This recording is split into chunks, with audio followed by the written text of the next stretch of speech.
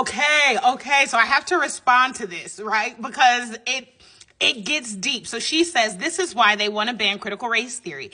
Their grandchildren are questioning the reasons behind the hate, and they can justify it now. These phones and apps put heat under them. And they did. And they did. This is what you have to understand. The very first conversations that came up about TikTok being a bad application was because of what TikTokers did. Y'all don't remember what y'all did to Trump? I wasn't even on the app at the time. Y'all don't remember? Let me remind you. He was having a rally. TikTokers bought up all the tickets. He showed up to the rally and there was no one there. That began the fight for proximity. That began the fight for proximity because only the TikTok algorithm was one of the social media apps that would allow for you to be found in spaces where you would otherwise never be. Not on Facebook, not on Instagram, because typically they do friends of friends.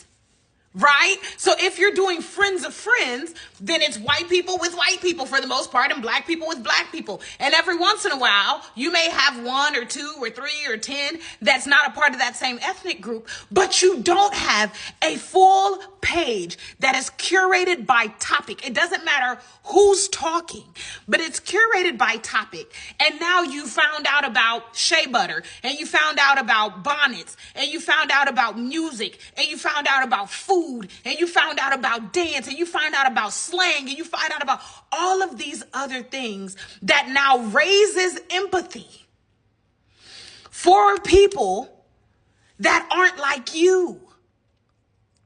Right? And so you have Frederick Douglass, I believe. Frederick Douglass said that if you want to hide information from a black person, put it in a book. Check it. The reason why he said put it in a book is because white folks read.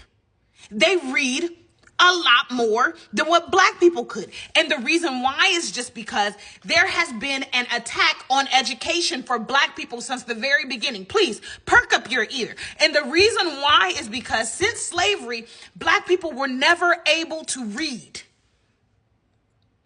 This is why Christianity is a problem if you don't read the book. You got to read the book. There is a reason why they would not let them read. Not even a Bible. You cannot read at all.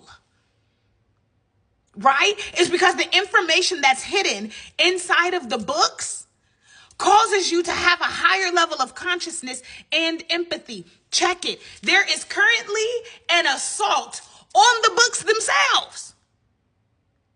Mind you, if you want to hide information from blacks, you put it in books. If you want to hide it from white people, you have to delete the book. That's why you have all of these book bans. That's why you have the current administration that is currently scrubbing the internet, scrubbing historical articles. You literally got Good Sis that's literally in the building that's supposed to be documenting history, who is not documenting history accurately. Why? Because white people have begun to catch on.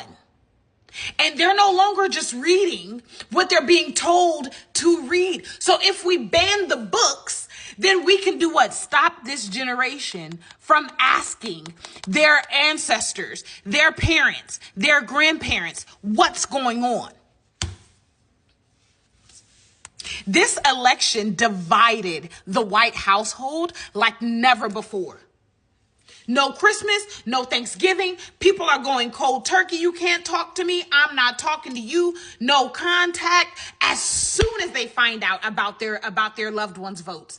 As soon as. And the reality is this. If you're black, you already knew that this was coming. Why? Because over 50% of white people voted for this man, whether it's women or men. It was over 50%. So that means that we knew that there was a lot of liberals that had a lot of their family members that was voting for this man.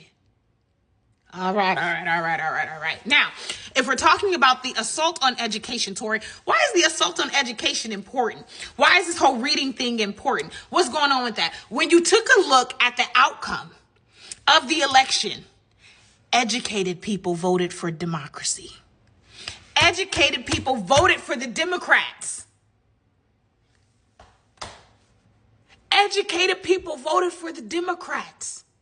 Education is still the great equalizer, whatever kind of education you get, because getting knowledge there's more than one way to get knowledge, but education is still the only thing that equalizes. And what you have to understand is that white people, wealthy white people, still like smart people.